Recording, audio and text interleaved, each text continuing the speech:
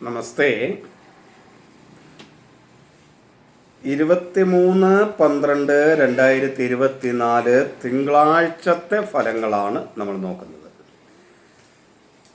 അപ്പം എൻ്റെ നക്ഷത്ര ഫലങ്ങൾ തുടർച്ചയായി ലഭിക്കണമെന്നുള്ളവർ ഇത് എന്തെങ്കിലും കമൻറ്റ് ചെയ്യുക തന്നെ വേണം, പിന്നെ ഷെയർ ചെയ്യുകയൊക്കെ ചെയ്യുക. വ്യക്തിപരമായ ഫലങ്ങൾ അറിയണമെന്നുള്ളവർ ഇതിനകത്ത് കാണുന്ന എൻ്റെ വാട്സാപ്പ് നമ്പറാണ്. അതിലേക്ക് നിങ്ങളുടെ ഡേറ്റ് ഓഫ് ബർത്ത് ടൈമൊക്കെ മെസ്സേജ് ചെയ്യുക. അതിന് പ്രത്യേകമായ ഫീസും ഉണ്ടായിരിക്കും. ഇനി നമുക്ക് നക്ഷത്ര ഫലത്തിലേക്ക് വരാം. 23/12/2024 തിങ്കളാഴ്ച. മേടം, കന്നി, കുംഭം രാശിക്കാർക്ക് ശുഭകരമാണ്. അതേപോലെ കാർത്തിക, മകരം രാശിക്കാർക്ക് മധ്യമമാണ്, ഗുണദോഷ സമ്മിശ്രമാണ്. ഇടവം, തുലാം, വൃശ്ചികം രാശിക്കാർക്ക് ദോഷമാണ്. മിഥുനം, ചിങ്ങം, ധനു, മീനം രാശിക്കാർക്ക് കഠിന ദോഷമാണ്. അതോടൊപ്പം ഒരു കാര്യം കൂടെ, 23/12/2024 ശാർദ്ധം നക്ഷത്രം അത്തത്തിൻ്റേതും, അത്തം നക്ഷത്രത്തിന് ശാർദ്ധവും, പിറന്നാൾ ഉത്രം നക്ഷത്രത്തിനുമാണ്. പിറന്നാൾ ഉത്രം നക്ഷത്രത്തിൽ ശ്രദ്ധിക്കുക. ഉത്രം നക്ഷത്രക്കാർ പിറന്നാൾ ആഘോഷിക്കുക, അത്തം നക്ഷത്രത്തിന് ശാർദ്ധമുണ്ട്. ഇനി നമുക്ക് ഓരോ കൂറുകാരുടെയും വിശദമായ, നാളൊക്കെ പറഞ്ഞിട്ടുള്ള വിശദമായ ഫലത്തിലേക്ക് വരാം.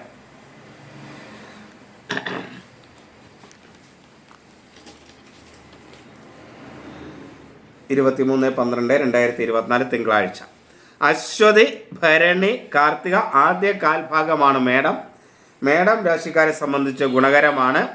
ധനലാഭവും ശത്രുനാശവും രോഗശാന്തിയും ധൈര്യവും വീര്യവും പരാക്രമവും തൊഴിൽരംഗത്ത് നേട്ടങ്ങളുമൊക്കെ ഉണ്ടാകുന്ന ഒരു സമയം ആണ്. ഇടവം രാശിക്കാർക്ക് കഠിനമായ ദോഷമുള്ള ഒരു ദിവസമാണ്, ദോഷകരമായ ദിവസമാണ്. കാർത്തിക അവസാന മുക്കാൽ ഭാഗം, രോഹിണി, മകീരം ആദ്യ പകുതി ഭാഗമാണ് ഇടവക്കൂറുകാർ.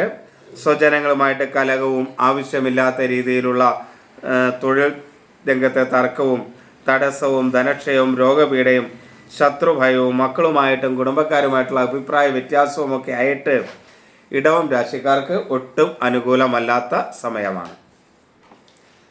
ഇനി മിഥുനം രാശി. മിഥുനം രാശിക്കാർക്കും കഠിനമായ ദോഷമാണ്. മകീരം അവസാന പകുതി ഭാഗം, തിരുവാതിര, പുണർദം ആദ്യ മുക്കാൽ ഭാഗത്ത് ജനിച്ചവരാണ് മിഥുനക്കൂറുകാർ.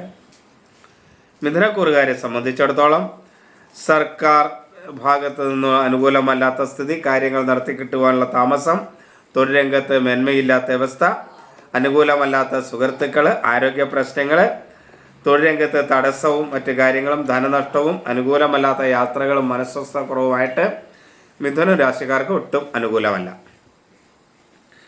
കർക്കിടകം രാശിക്കാർക്ക് പൊതുവെ ഗുണദോഷ സമ്മിശ്രമായ ഒരവസ്ഥയാണ് ഉണ്ടാവുക. പുണർദം അവസാന കാൽഭാഗം, പൂയം, ആയില്യം നക്ഷത്രക്കാരാണ് കർക്കിടകം രാശിയിൽപ്പെടുന്നത്. തൊഴിൽ രംഗത്ത് ചില തടസ്സങ്ങളും പ്രയാസങ്ങളും ഒക്കെ ഉണ്ടാകുമെങ്കിലും തൊഴിലിൽ മേന്മയുണ്ടാകും. ആരോഗ്യകരമായി നേട്ടമുണ്ടാകുന്ന സമയമാണ്.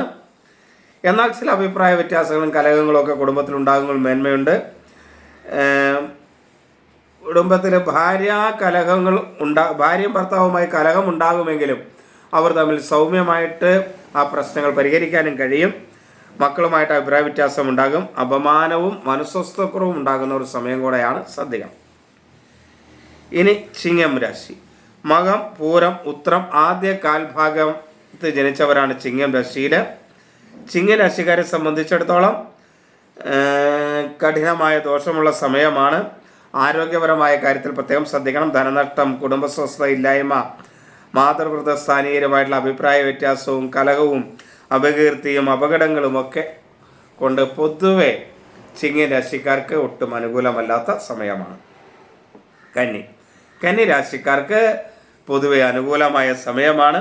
ഉത്രം അവസാന മുക്കാൽ ഭാഗം, അത്തം ചിത്തിര ആദ്യ പകുതി ഭാഗം.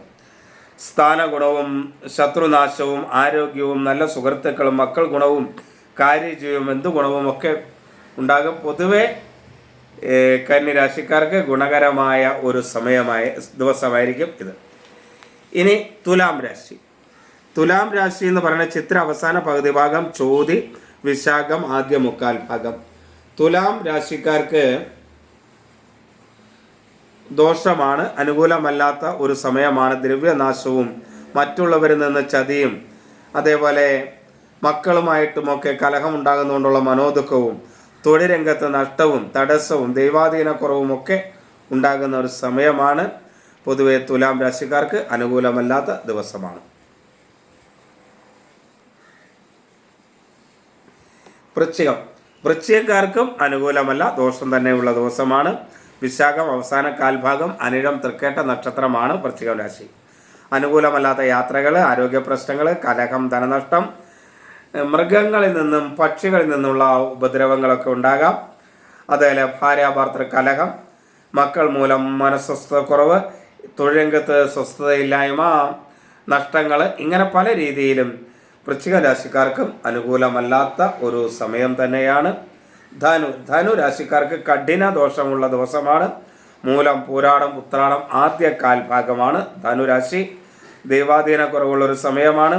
കലഹവും ആരോഗ്യ പ്രശ്നങ്ങളും ധനനഷ്ടവും ഒക്കെ ഉണ്ട്. അതുപോലെ കരാറുകളിലൊക്കെ ഏർപ്പെടുന്നെങ്കിൽ പ്രത്യേകം ശ്രദ്ധിക്കണം. എന്ത് കാര്യം ചെയ്യുമ്പോഴും 1-2 പേരുടെ ആലോചിച്ചിട്ട് അതിന് ഉചിതമായ തീരുമാനമെടുത്ത് മുന്നോട്ട് പോകണം. ഒട്ടും അനുകൂലമല്ലാത്ത കഠിന ദോഷം അനുഭവിക്കുന്ന ഒരു സമയമാണ് ധനുക്കൂറുകാരെ സംബന്ധിച്ചിടത്തോളം. ഇനി മകരം. മകരക്കൂറുകാർക്ക് ഗുണദോഷ മിശ്രമാണ്. ധനനേട്ടവും പുത്രസുഖവും പ്രഭാവവും സ്ഥാനനേട്ടവും രോഗമുക്തിയും അംഗീകാരവും ഒക്കെ കിട്ടുമെങ്കിലും കുടുംബസുഖമൊക്കെ ലഭിക്കുമെങ്കിലും ചില സാമ്പത്തികമായ പ്രയാസങ്ങൾ, കുടുംബത്തിൽ ഒരു അസ്വസ്ഥത നിറഞ്ഞു നിൽക്കുക, മറ്റുള്ളവരുമായി ചെറിയ ചെറിയ അഭിപ്രായ വ്യത്യാസങ്ങൾ മൂലം മനസ്വസ്ഥത നഷ്ടപ്പെടുക, പല കാര്യങ്ങളും ഇപ്പോൾ കിട്ടും എന്നാഗ്രഹിക്കുന്ന പല കാര്യങ്ങളും കയ്യിൽ നിന്ന് വഴുതി പോവുക തുടങ്ങി ചില ഗുണദോഷ സമ്മിശ്രമായ അവസ്ഥകളായിരിക്കും മകരം രാശിക്കാർക്ക് ഉണ്ടാകുക. ഇനി കുംഭം രാശിക്കാർക്ക് അനുകൂലമാണ്. അവിട്ടം ഈ അവസാന പകുതി ഭാഗം, ചതയം പൂരുരുട്ടാതി ആദ്യ മുക്കാൽ ഭാഗം. ഇവരെ സംബന്ധിച്ചിടത്തോളം അനുകൂലമാണ്. ധൈര്യവും ശത്രുനാശവും പുത്രസുഖവും തൊഴിൽ നേട്ടവും കർമ്മഗുണവും ധനവരവും കാര്യവിജയവും ദേഹസുഖവും ഒക്കെ ഉണ്ടാകും. പൊതുവെ അനുകൂലമായ സമയമാണ്. മീനം രാശിക്കാർക്ക് അനുകൂലമല്ല. ജീവിത പങ്കാളിയിൽ നിന്ന് കുറച്ച് ഗുണകരമായ അവസ്ഥയൊക്കെ ഉണ്ടാകും. കുടുംബത്തിൽ ഒരു ചെറിയ സ്വസ്ഥതയൊക്കെ ഉണ്ടാകുമെങ്കിലും പൊതുവെ കഠിന ദോഷം തന്നെയാണ്. മനോദുഃഖവും കടവും ധനനഷ്ടവും ആരോഗ്യ പ്രശ്നങ്ങളും മക്കളുമായുള്ള കലഹവും വാഹന നഷ്ടവും അപവാദവും കുടുംബസ്വസ്ഥതക്കുറവും ഈശ്വരാധീനക്കുറവും ഒക്കെ ആയിട്ട് മീനം രാശിക്കാർക്ക് പൊതുവെ ഒട്ടും അനുകൂലമല്ലാത്ത ഒരു സമയമാണ്.